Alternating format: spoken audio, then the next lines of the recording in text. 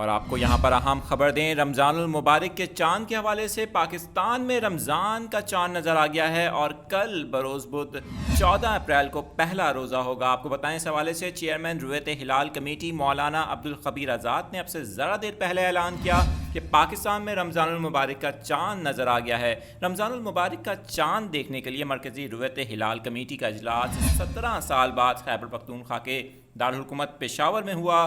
پشاور میں ہونے والے اجلاس کی صدارت مرکزی رویت ہلال کمیٹی کے چیئرمین مولانا عبدالخبیر آزاد نے کی۔ آپ کو بتائیں کہ اس حوالے سے جو زونل رویت ہلال کمیٹیوں کا اجلاس ہیں وہ بھی اسلام آباد، لاہور، کوئٹہ اور کراچی میں منعقد ہوئے اور چاند دیکھے جانے کی شہادات موصول ہونے کے بعد یہ اعلان کیا گیا کہ پاکستان میں رمضان المبارک کا چاند نظر آ گیا ہے اور کل بروز بدھ یعنی 14 اپریل کو پہلا روزہ ہوگا۔ آپ کو اپڈیٹ کر رہے ہیں نیوز 24/7 اردو کے تمام ناظرین کو ہماری طرف سے رمضان المبارک کی مبارکباد، اور آپ کو اس خبر سے آگاہ کر رہے ہیں کہ پاکستان میں رمضان المبارک کا چاند نظر آ گیا ہے۔